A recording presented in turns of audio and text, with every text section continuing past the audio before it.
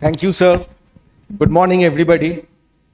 It's a pleasure to be back in Ahmedabad, and thanks AOP Ahmedabad. I started my academic travel this year with Vaxi ITCon on 6th January in Ahmedabad, and this is the last academic travel this year for me. So looking forward to next year. And I'm fortunate to have an esteemed panelist, respected Dr. Raju sir, then Dr. Snehal, Dr. Khanjan, and to complement everybody is Dr. Urvesh Shah, the microbiologist. So as we go into this topic, now the clinicians seek three basic facts. Is it a pneumonia? What's the likely organism and how to treat it? This is the bare basic minimum when we face. What we do if we want an early diagnosis, that's an early and definitive treatment. Of course, antibiotic stewardship, lesser days lost and cost. So with this background, we will restrict to few cases only. This is a 2-year-old boy, high fever, distress for a day, saturation 94%, tachypnea, of course. You can see the count 18,000, neutrophilic, hemoglobin 11, platelet 1.8, CRP 84, and this is the X-ray. I would like to start with Dr. Raju Shah, please. He's the senior most person, our teacher. Sir, can we think of any etiology from this lab investigation and X-ray and from this broad clinical feature, stressing on the lab investigation, sir? I mean, we learned many things about the pneumonia and etiological cause in last 2 sessions. And if you look at the history, the findings and X-ray, it classically fits into a lobar pneumonia that we normally think. And so it's an age of a child and the X-ray picture and the reports that are available, one possible diagnosis would be a streptococcal pneumonia. So that's what can be a etiological diagnosis. One can think of looking at age, the history, and the X-ray picture. So the basic is, sir, it is a pneumonia, fever, tachypnea. There is neutrophilic leukocytosis. There is raised CRP and the chest X-ray classical. So in all probability, we go for bacterial pneumonia, and as strepto being the commonest cause, we think of strepto and we approach likewise. Admitted to a nursing home for 3 days, coamoxiclav given for 2 days, followed by meropenem vancomycin, then referred to a referral center. You see the deterioration in the X-ray over the 3 days, came almost gasping with mixed acidosis, hypoxic, hypotensive. POCUS was done. There was massive effusion, consolidation. You can see hemoglobin, WBC, CRP, more or less same. You see the pleural fluid tapped, cell count 60. Mononuclear mainly, plenty RBC, glucose 145, protein 3.5, ADA is 68, LDH 3500, gram stain, AFB, CVNAT, all negative. Blood culture was sent parallelly and later it came out to be sterile. Now, I would like to ask Dr. Snehal, please, what is the significance of blood culture in pneumonia and should it be done routinely? Well, blood culture in pneumonia on OPD basis as usual as the P in the spelling of pneumonia. On OPD basis, I'm not doing a blood culture. Why should Urvesh bhai earn more than me from this case? But blood culture does have a role in PICU patients, a patient who is not improving, a patient who is developing complications like an abscess or an empyema or necrotic pneumonia. There lies the role of blood culture. Though the yield is very less, say less than 10% in pneumonia cases, but a positive blood culture would definitely help us deciding the therapy, deciding the duration of therapy. Say if I get a staph, I'm giving it a prolonged antibiotic course. And of course, theoretically, I do need to stamp a sterile blood culture after the therapy too. So in PICU patients, complicated patients, deteriorating patients, blood culture does have a role. Yeah. So the message is clear. Pneumonia on an outpatient basis, blood culture is not one of the primary investigation. If we are admitting a child, sick child, better to send a blood culture. The bacteremic pneumonia is definitely less. It's more common by contiguous spread. But in a sick child, better to go for blood culture, though the yield is poor. I'll just add one Yes, thing, please. sir. Sorry to interrupt. Just whenever changing the antibiotics when the child is at that Of point course. of time, also I just send the Of culture. course, Yeah. of course. Now, this child was having persistent high fever on day 10. Bronchoalveolar lavage was done. Gram stain negative, no growth. AFB CBNAT negative, but PCR was adenovirus. At this point of time, Dr. Khanjan, you may take this. Can adenoviral pneumonia be so severe? And most importantly, can we stop antibiotic based on this report? See, if we look at the adenovirus pneumonia, yes, it can be severe enough to cause all these complications. It can behave like a bacterial pneumonia also. So it's not that it cannot be severe. And yeah, if you ask about the antibiotics, I as clinically, if we say that if you have given 10 days of antibiotic, child has improved. But in practice, to be honest, I'll not be stopping at this point. I'll see how the child is behaving overall. If the child has fever has gone, if other parameters are okay, and then at that 10 days of antibiotics are already over, then I might consider stopping it. Theoretically, viral pneumonia, we may stop antibiotic, but in this type of child, practically it's very difficult to boldly stop an antibiotic. Another child, a 4-year-old boy, fever 3 days, respiratory distress, again tachypnea, retraction, saturation low. You see hemoglobin 9.5, WBC high, CRP high. Treated with ceftriaxone initially and blood culture was also sent. After 48 hours, still febrile, dyspneic, so vancomycin added. Now, the child developed respiratory distress and the features persisted. The lab investigation done on day 1 and day 2 were more or less similar, where CRP and total counts were increasing, neutrophil was increasing. And you can see the chest X-ray from the first to the second, you can see the deterioration in the chest X-ray. USG chest, significant thick fluid, pleural fluid, cell more than 1,000, mainly polymorphs. Again, chest drain had to be placed. After 2 days, no improvement. WBC is falling, neutrophilic mainly, and CRP is rising. Now, what is happening, Dr. Rajusha, if you would like to take it up? Yeah, if you look at the first picture itself, I was not very sure of whether it was just classical pneumonia that we get. So it was more like a, walking pneumonia, and I would first think that probably it may not be just a classical strep pneumonia that we see. But looking at second picture and the complications, I think there is a complication of pneumonia. So whatever we were treating was not responding and we need to change. Now looking at this could be either probably again a staph or some other organism. So we need to test for that. Or we have to keep in mind even mycoplasma also, because nowadays recently there are reports that mycoplasma also has complications, and the type of walking pneumonia that we were thinking in the past is no more true. And so we, at the background, we must keep that in mind, investigate the child and try to find out what exactly.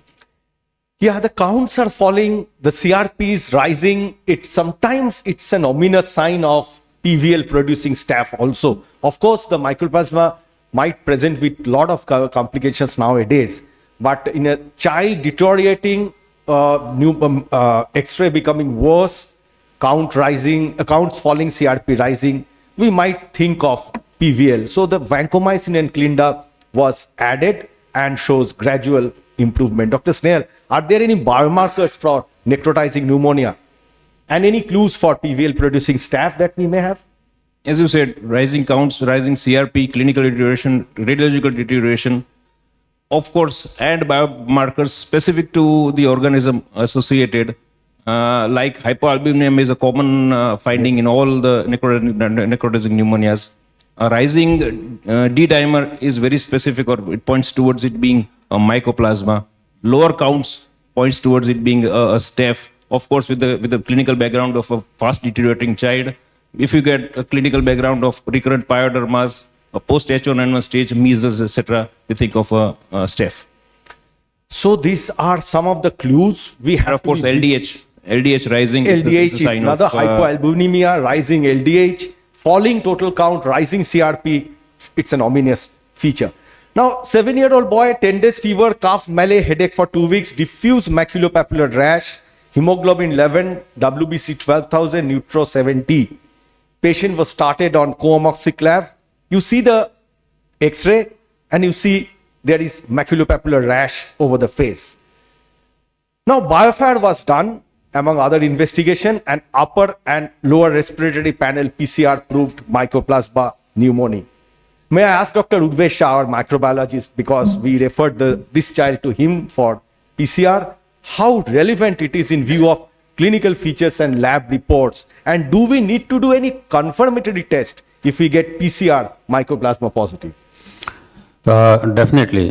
Now see, we are fighting against the AMR, right? Last week was a AMR awareness week, and pediatricians, they are quite ahead. They are leading fraternity fighting as AMR. Recently, there is an NMC published a document in which they have said that evidence of the infection and as well as the evidence of the infectious agents should be the main thing while considering the antimicrobial therapy. So targeting identifying the etiology should be the first thing should scan the mind while we are using the EMR. In such cases, not only the culture, as you rightly said, the PCR are helping a lot. So we can rely on PCR? Definitely, but what we need to do? We are supposed to know the limitations and the scope of the PCR.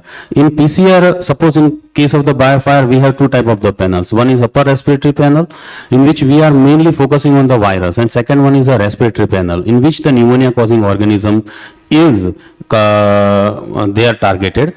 But there are as the sir was saying that sometimes we are getting the reports in which there are the 4 or 5 organisms are there, We will come to like Acinetobacter, staph, everything. But those who are truly pathogens, like Mycoplasma pneumoniae, they can't be a commensals. Then we supposed to look for that. Certain viruses, in epidemiological situation, when there is a pandemic, some virus may be for a long time. At that time, we can neglect. Otherwise, any virus detected shall not be neglected. What we can think when either it is a pathogen or commensal, there is a confusion like Klebsiella, like Acinetobacter, like Pseudomonas, then okay. But yes, but again we have to think about positive predictive value and negative predictive value of the test. So in certain cases, like in Mycoplasma in viruses, positive predictive value it's quite good in the PCR biofire panels. So we can go ahead. Dr. Raju Shah, I please. think we need to clinically correlate, because Mycoplasma can be you can find as a common cell in the throat or nasopharynx. So clinical correlation is more important if the child along with that has some other features like some rashes are there, child is becoming anemic or not, and whether this disease is going systemic, involving other organs or not. If we have those features, probably yes, it will definitely confirm your diagnosis. Or you can go for certain other tests like liver enzymes, look for the hemolytic anemia, and if they are all there, probably yes. And Mycoplasma IgM also can be ordered, and if it is along with this, if it is high, probably that will confirm. So some collaborative, either clinical or some additional blood test will definitely identify that whether you are. Thank you, sir. treating So as we Mycoplasma. get from the microbiologist an upper and lower respiratory panel PCR biofire for Mycoplasma, we can take it. Now, actually, now we have moved ahead. The pathogen identification, like say bacteria, initially it was size, shape, appearance that we used to do from smear, then the polysaccharides on the capsule, then on the antigens on the surface. Now we are going to the heart of every organism like DNA or RNA. And this is the pathogen identification with virus, where we amplify, we detect. So we are going to more specific diagnosis. That's the rapid process, detect small amount of pathogen, detection of fastidious organisms, quantitative detection, point of care test, so important, and also rapid detection of microbial resistance. So these are taking us forward. And we have various types of PCR, the conventional, the real time, then the reverse transcriptase, and also the multiplex PCR, where simultaneously different target genes can be the primers, so like the biofire panel. So we have the host of investigations. So with this, we will go to this 2-year-old boy, cough, coryza 4 days, fever follows, rapid breathing, retraction, crepitations are there. The chest X-ray is like this. The nasopharyngeal swab shows human metapneumovirus. The child was sick. You can see the report. Oxygen started, nebulization was given, ceftriaxone, vancomycin deteriorated, ventilated. Unusual organism with critical presentation to ignore or not. And what's the ideal steps that I will come later. Unusual organism with critical presentation. Dr. Khanjan or Dr. Snehal, anybody? Dr. Khanjan. Yeah. So basically, child had prodromal symptoms followed by the radiological, and so we cannot just ignore the report. And yeah, though human metapneumovirus can be a upper respiratory tract commensal, we may get it. But clinically, if we correlate, yes, child we do get sick. And last year we had to put a child on ECMO for this. We could not survive, and it was human metapneumovirus. Rest all was negative. So we will not ignore this, and yeah, we'll treat it. Dr. Rajisha, please. Yeah, now, with the availability of these viral panels, we are able to diagnose many such viruses. And there was one paper that has brought out meta-analysis of few published papers, and what they have now concluded that there are certain viruses which we can detect, they are definitely likely pathogens, and they are the COVID, then flu, these two are an RSV. These three are considered to be almost clean to 90% correlation with that. Then comes metapneumovirus and Boca virus, which are almost close to 70 to 80%. And then comes adenovirus, which is around 60% or so. So this is how one can find out that these are the bugs which, if they are there. So metapneumovirus, yes, you must identify that it can be one of Thank the you, cause sir. of Dr. pneumonia. Ulvesh, I would like to your comments on this metapneumovirus and others, and also collection of the specimen and transport. Yes, see, virus, they are very much dynamic. Metapneumovirus, what right now we are discussing, we are knowing since 1 or 2 decades, right? Previously, it is quite similar to the RSV virus. The one feature, like they have the fusion protein over that, so that this virus can be transmitted from the cell to cell directly. So they are very difficult to manage, and they are difficult to recover by the neutralization by the antibodies. So once it has started the involving the lung, that is to be, I think they have to be treated wisely. Like RSV, we have to consider metapneumovirus as a significant. But when we are talking about the adenovirus, because adenovirus is a spectrum of the presentations. Like in COVID vaccine, we have used the vector as a adenovirus. Yeah, adeno, we have got it. My point was to convey to the audience that a metapneumovirus we have got from Dr. Rajusha also. We just cannot ignore it. And Dr. Ulvesh also, you also agree that we should not take it lightly considering the clinical. And now a brief description about the correct collection and transport, please. Collection for those viruses which may involve majority of the upper respiratory tract, in which the nasopharyngeal swab would be okay, when which we supposed to get the etiological agent to be recovered. Because in many of the pediatric patients, we have found that the lower respiratory sample is not feasible. For bacterial pathogens, don't consider upper respiratory, it's a very much significant. Upper respiratory nasopharyngeal swab shall be for the virus, like influenza, para-influenza, and even metapneumovirus. I would request you to please, because the upper respiratory sample, the clinicians are collecting and sending to you. Can I just add? Yes, sir, Dr. Rajusha. Yeah, it's important to remember that it's a nasopharyngeal and not nasal. When you collect, if you take the sample from nostrils, means just touching the nostrils and take, you will not get the proper report, or you cannot identify. So the swab should go inside straight and touch the posterior part of upper part of nasopharynx through nose. And I would also, normally what I do is I also add one more swab from oral cavity and touching the posterior pharynx. So 2 swab, once from nasal area and one from the nasopharynx upper part, and posterior nasopharynx from oral cavity. If you do both, Yes, sir. then you get a Thank you, sir. proper. Yes, So the since- point is that collection of specimen for upper respiratory sample is very important, and correct technique. Of course, we know that the BAL and the mini BAL are better options for lower respiratory sample, but collecting upper is very important. And to be transported in To be VTM transported. only, VTM, to Exactly. maintain the viability. Exactly. Are there any limitations for nasopharyngeal swab? Uh, As such, in nasopharyngeal swab, like in we have COVID states, yes, we are diagnosing that. But for the bacteria, nasopharyngeal swab is not good. Nasopharyngeal swab, sometimes we can miss some in lower respiratory tract infections. But still, the sample is not visible from lower respiratory tract. So nasopharyngeal swab can be considered in upper respiratory panels, what we are using for the viruses. Yes, it has its limitation, of But course. we have to keep in mind that it's a positive predictive value, as I already said, the negative predictive value as well.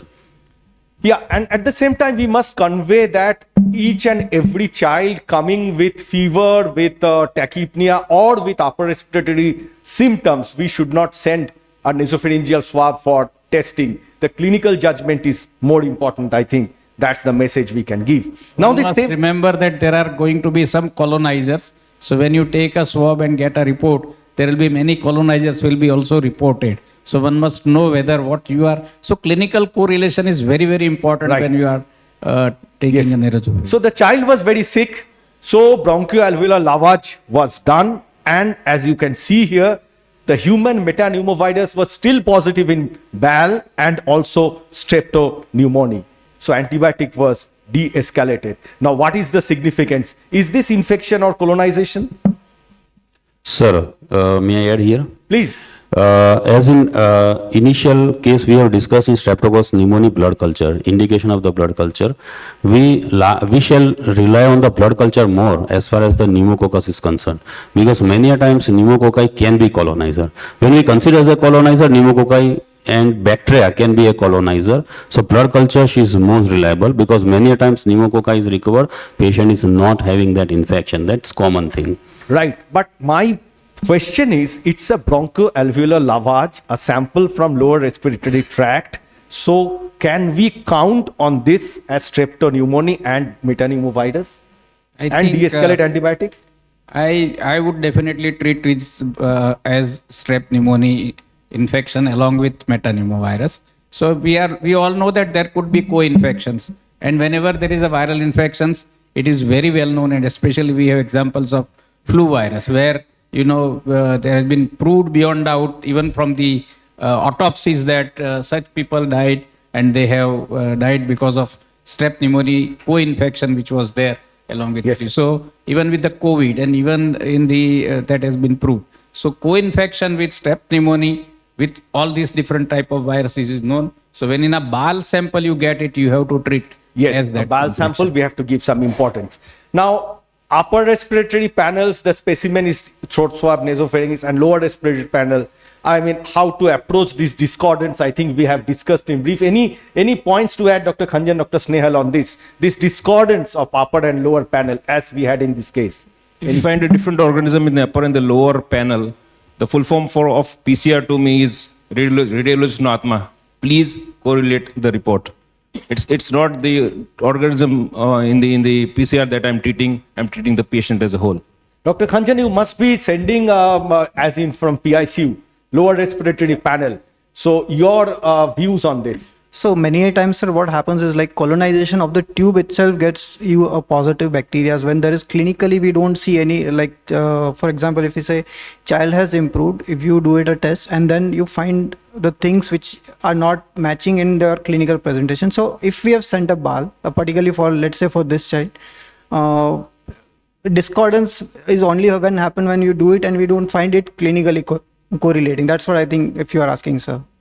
Yes. I think when we are talking upper respiratory panel, there are going to be many colonizers. So we have to keep that mind and differentiate between colonizer and true pathogens. While we are talking of lower respiratory panel, definitely accepting this tube colonizers, rest of them, if they are there, there is a high chance that they are likely to be pathogens. But Right. there are many a times that you get 3 or 4 different. So from that, you need to identify which Yes, pathogen is likely will- for that clinical We will picture. come to it, sir. To Uvesh, there are a host of molecular tests for RTI available: influenza A, B, adeno, Expert Express, TrueNat, BioFire. Now, how to select which test and how to interpret in dual pathogen among all these available tests? Right. Why we are approaching for the diagnosis, we want to know the etiological agents, and especially when we are suspecting some viral infections.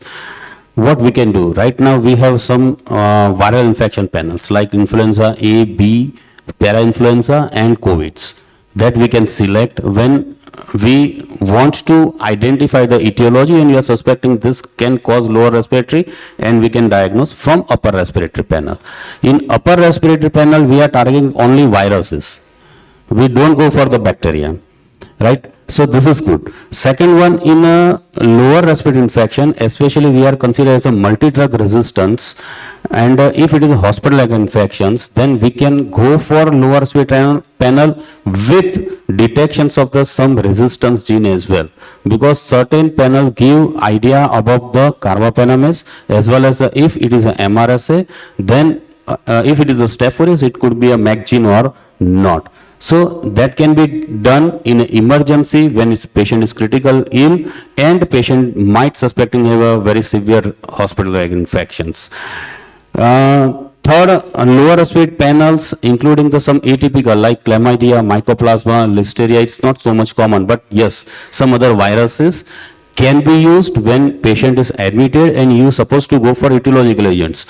One thing is very much, sir, just I want to convey to all of you, go for finding the etiological agents. Yes. Give maximum efforts to find the etiological agents, especially when you are giving the very broad spectrum antibiotic for long period of the time. So I think there are the lots of the things, and tuberculosis, of course, we have lots we of will the come options to for it. tuberculosis. We can go for that gene experiment tonight. Yeah, I think just to give the message, probably in an outbreak situation, localized outbreak, we may go for an influenza specific test or an adeno specific test, or when the child is very sick, admitted in ICU, showing deterioration, we may go for biofire lower respiratory panels, to be very broad. Yes, yes, exactly. As sir will try to add. We Yes. will move on to some other scenario. A neonate, 21-day fever, distress for 3 days, lethargy, poor feeding. It's a late onset sepsis-like feature, worsening distress, tachypnea, tachycardia, low saturation, air entry diminished. You can see the chest X-ray. Meropenem, vancomycin was started. WBC 27,000. CRP very high. Of course, blood culture was sent, awaited. On day 7 of admission, there were repeated desaturation, and you can see the CRP was decreasing, then increased on day 7. Clinical worsening. Initial blood culture grew enterococcus. BAL was done, which was Acinetobacter laufi. Is it a colonization or a pathogen? Dr. Khanjan, you want to take? Yeah, so as if we see child was improving and then deteriorated, and now we're finding this bug which is known to be causing hospital acquired pneumonia because child is already on day 7. So yes, so it cannot, I'll not consider this as a colonization, I'll consider it as a pathogen, and I will take a culture, repeat culture, and add the antibiotics for, because child now right now is on meropenem and vancomycin, and we are dealing with a bug which has come positive. It can be multi-drug resistant, so I would consider adding antibiotics also. Adding antibiotic. Can I just, Yes, yes, I would, I mean, definitely I'll have to change the antibiotic. Like I'll stop giving vancomycin, as now we have this bug and there is no response to vancomycin in 7 days. So I'll definitely discontinue vancomycin, and definitely I'll have to add the other antibiotic. Now we know that last 1 year or so, most of our gram-negative bugs, and especially this type, Acinetobacter, Klebsiella. Sir, we will come to that discussion, but right now, this blood culture enterococcus and Acinetobacter laufi, sometimes Acinetobacter may be a colonizer of upper respiratory tract, but this is a BAL. This is a BAL. So we have to take it seriously. Yeah, when there is a BAL, you have to injection colistin was added initially, no improvement, and you see the chest drain, and you can see what is coming out from the chest. It's frank pus, USG also showing pus. So thoracotomy decortication done, WBC rising, and the pus culture is Staph aureus.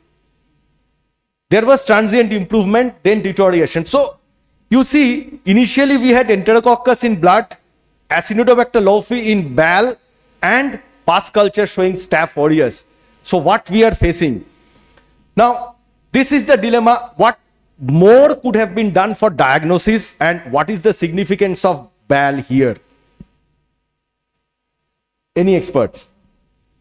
Yeah, now again from, similarly, I would like to test the pus also with the similar type of PCR test, so as we can have idea that it is only staph or there is something else in that. And then I think I'll have to add something for the Acinetobacter. Yes. We already continued. Dr. steps. Urvesh, do we have any panel for empyema? First, I see the report. I like to say, when you are getting the report of the microbiology laboratory, it's a set Sir, of these are all information. real cases. Yes, but these are the sets of the information. This is not actually the report of the patient's disease condition. This is a set of the information. Yes, Bal is having Acinetobacter. We don't know it's a pathogen or not. Blood is showing Enterococci. It could be a skin colonizer. And the Staphylococcus aureus is there. It's a pathogen. So you have to use this set of the informations according to the clinical scenario only, right? So that is the one thing. Now you are talking about the empyema panel. Panel, any panel for empyema. For empyema, I think culture will be the best. Yeah, actually, right now we don't have any standardized panel for empyema. Though there are few panels which are circulating, some of the companies they come up, but those are not standardized. But as far as we are looking at the etiological agents, so majority of the pathogens can be recovered by the microscopic and the culture methods. Yeah, no, what I wanted to convey to the audience is that some of the companies may come to us with some empyema panel, but mind you, those are not standardized. So we must stick to Yes, culture only. perfect. Empyema panel, whatever it is marketed as of now, we cannot rely on that. So, as Dr. Raju Shah was also telling, I will go first to Dr. Snehal with this. Now, Acinetobacter laufi, expert carba are done and NDM detected. You see, this is the report. Now, could you please enlighten us about expert carba and when to do? When we are dealing with a culture positive, gram negative GNB in the NICU or PICU, which is not responding to either meropenem and empirically added cholesterol also, we like to know the genetic pattern of resistance. That is where, we are suspecting an organism which is fastidious, not easy to grow. That is when we can go for this expert carba R. It's a genetic test, PCR based test. It picks up 5 genes which are responsible for carbapenease resistant organisms, out of which NDM is the commonest one we find in India. And empirical therapy, if we find NDM, is ceftazidime avibactam plus S2NM, which is very much available in our markets. I just want to add. I would like expert to carba, they're targeting the 5 genes, right? But all the 5 type of the genes can be present in the Enterobacteriaceae, the Klebsiella. So when we find the organisms Enterobacteriaceae like a Klebsiella, which is common here, we shall go for expert carba. But I personally I recommend for other organisms like Pseudomonas Acinetobacter, there is a no need of the expert carba, because Pseudomonas is known to be an NDM, only one type of the NDM, which is zinc based NDM, and all other 4s are never found in the Pseudomonas. In Acinetobacter, I don't know why the NDM is detected, because sometimes there are the limitations of expert carba. Otherwise, in Acinetobacter, there are mainly oxa type, in which you do have options. When you consider a carbapenem resistance by some MIC or even the phenotypic methods, you can go for Acinetobacter, what you can go for cholesterol, other options. For Pseudomonas, you can go for the S2NM and ceftazidime avibactam combinations. But this test only for Enterobacteriaceae. Dr. Urvesh, I would like your comment on, can this be done, expert carba on swab, tissue, blood, or your opinion about rectal swab? Advise no. First try to isolate the organisms, and from the isolated organism is supposed to be done. I don't think it is going to be a give more than 24 hours to get the results. So first the pathogen shall be known. Yes, in BioFire we can have an idea from lower respiratory samples, but again the pathogen to be identified. Dr. Raju Shah, an Yeah, it overview is from not, you about expert carba and its application. Yeah, expert carba is definitely a very good, important help in whenever you have detected certain type of gram-negative infections, mostly Klebsiella nowadays, and along with that Enterobacter group of organisms where, or we call it escape organisms, where there is a likelihood of the meropenem resistance is there. Now, so in this group of organisms, we can find out what type of resistance, and based on that, we can select the antibiotic. So that's a very, but one must remember that though it is a rapid and we can get the results within few hours, but there are possibility of false negative test also, and there are certain tests where other carbapenem, because there are only 4 or 5 carbapenems which are targeted over here. If there is a other carbapenem, then it may not help, and there is definitely more expensive. The tissue and blood, it will not be very helpful test. Rectal swab only if you are thinking of infection control in the hospital, where Yes. you want to really reduce or control the infections. You have 2 or 3 such patients coming in from your hospital. So you have to take the rectal swab and try to find out whether this is That is in there or ICU, not. PICU setting. PICU, sir. If that's a way forward we can go. So this is the last case, 3-year-old, fever, cough, 3 weeks, rapid breathing. Now, I would just like your opinion how to rule out TB, your idea about gastric lavage, AFB smear, and others, LPA. Anybody, please, an overview, briefly. Okay, so sir, this 3-year-old child and with not responding to antibiotics, yes, TB needs to be ruled out. So yeah, gastric lavage, well, consider doing it properly, keep in a proper way. So there are good chances that I might get the diagnosis, and then once that, I'll also send for the gene expert to get for the rifampicin resistance from that sample. Line probe, and I will not be able to do it because once I have to get it positive, and then I might consider adding it. But yeah, this is how I would approach. So Dr. Avishai, nowadays, your opinion. for diagnosis of tuberculosis, we need to identify the organisms, most important. Now it's a microbiological diagnosis and not just radiological or clinical diagnosis. For microbiological diagnosis, the commonest and most important would be gastric lavage or sputum. If you can, then so either of that, if you get, then you go for CBNet, which is a commonest and easily available test. Nowadays, many centers have TrueNet also, or expert MTB test is also available.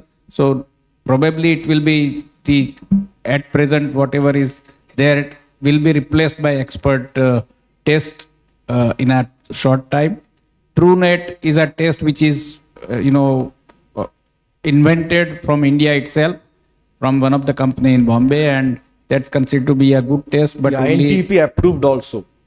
yeah, it's So, now so approved. all but- our effort should be on microbiological diagnosis. So once you get that diagnosis, if you find that there is a resistance, then comes the second, that is our line probe assays. So from that, if you are thinking of first line drug resistance, and then you go for the line probe assay 1, once you get it. But if you have a multiple drug resistance or second line drug resistance, then you can go for line probe. So 2. the TB diagnosis is a huge chapter. I just wanted to touch on it. There are NAT or LPA. I mean, the current guidelines are there. Last question to Dr. Urvesh. PCR-based DNA sequencing targeting 16S rRNA revealed strepto intermediates. What does it mean? It's a way forward. Actually, this 16S RNA gene analysis is still in research base for the diagnostic. But yes, it is wonderful technology because nowadays the bacterial classification is based on 16S rRNA gene technology. Why? Because this is a gene having the prokaryotic cells. This is for the bacteria only, in which they have 2 conservative regions. And that can be targeted by our primers, and in between these 2 conservative regions there are the 9 variable regions which classify the bacteria. But the only limitations, so this is a quite excellent method to classify and identify the bacteria. The limitation, it is to be done on the bacteria only. And right now commercially available technology is MALDI-TOF, which can also accurately diagnose the organisms. So at present, we rely more on the Malditov on growth of the bacteria rather than 16S RNA technology. If it is going to be a cheaper and some simpler methods, then yes, definitely is going to be a very good for our Thank you. laboratory. Thank you so much. But multi-top, you need to have a culture which is positive, then only you can go for it. Growth. Sir, in 16S RNA also we are doing from growth only. Right now, direct from sample it is not recommended. So thank you. It's always the right test, the right patient, and the right time that we look forward. With this, I thank my experts.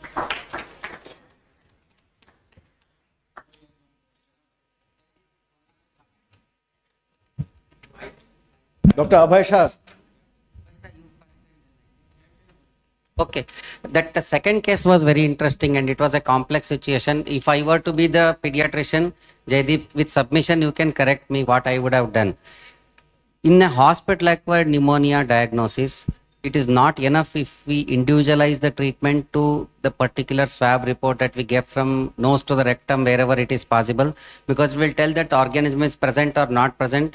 To have a debate on whether that is the organism responsible for the pathogenesis or not is a matter of debate. But we should not be treating the reports, and that's what happens, that every 1.5 days we have to change the antibiotics or our approach when we start sending the samples.